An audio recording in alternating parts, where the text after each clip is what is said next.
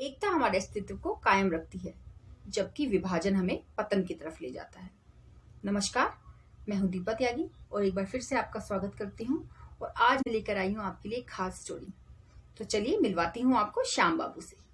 श्याम बाबू वो जो हमेशा दूसरों के लिए सोचते। अगर वो अपनी तरक्की का भी सोचते तो सबसे पहले ये सोचते कि मेरे साथ कैसे 4 लोग आगे बढ़ें। और इसी अच्छी सोच के साथ उन्होंने एक कपड़े का शोरूम खोला। अभी शोरूम खोले कुछ ही समय हुआ था कि ये आपदा आ गई, पैंडेमिक। उनका व्यापार लगभग ठप सा ही हो गया था। एक दिन वो अपने व्यापार पे जाने के लिए तैयार ही हो रहे थे तो उनके दिमाग में बहुत सारी कश्मकश चल रही थी। वो नाश्ता भी ठीक से नहीं कर पा रहे थे और बस सोचे जा रहे थे कि हे भगवान, मुझे क्षमा कर देना, मैं ये कैसे कर पाऊंगा, मुझे शक्ति देना। यही सब उनके दिमाग में चल रहा था और वो सोचे जा रहे थे, हे भगवान, मैं ये क्या करने जा रहा हूँ, मैं पहली बार किसी की पेट पर लात मारने जा रहा हूँ, भगवान मुझे क्षमा कर देना, लेकिन मैं क्या करूँ, मेरे तो खुद ही खाने के लाले पड़े हुए हैं। मेरे यहाँ दुकान पे 4 लोग काम करते हैं, जिसमें 2 लड़कियां हैं और 2 लड़के।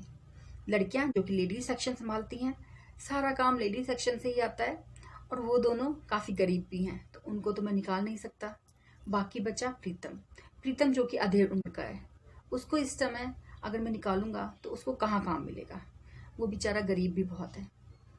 एक और बचा राहुल जो कि थोड़ा यंग एज का है। सुना है उसका एक बड़ा भाई भी है, वो भी नौकरी करता है।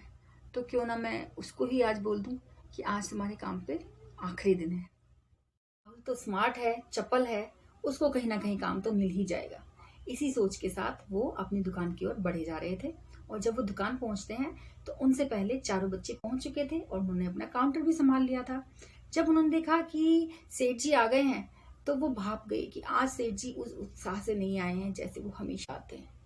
और चारों बच्चे अच्छे से, ऐसा लग रहा था कि चारों बच्चे सेठ जी की मनोस्थिति को पहचान गए हैं। वो चारों अभी चिंतित ही थे कि इतने में ही सेठ जी ने चारों बच्चों को अपने पास बुला लिया। चारों बच्चे एक दूसरे का मुंह देखने लगे जैसे कि वो समझ गए हों कि क्या होने वाला है। और बिना देर करते हुए सेठ जी ने कहा कि मुझे क्षमा करना, लेकिन मुझे आज तुम में से किसी एक का हिसाब करना पड़ेगा। इतना सुन के तो उनके चेहरे पे एकदम हवाइयां सी उड़ गई, उनकी माथे की लकीरें और भी गहरा गई।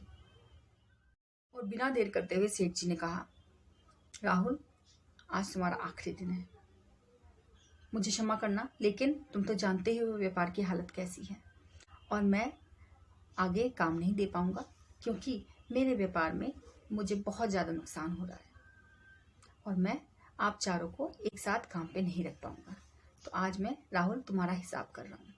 राहुल जो कि बहुत उत्सुक रहता था, हमेशा उसके चेहरे पे एक अलग ही खुशी छलकती थी, लेकिन आज वो बहुत उदास हो गया था।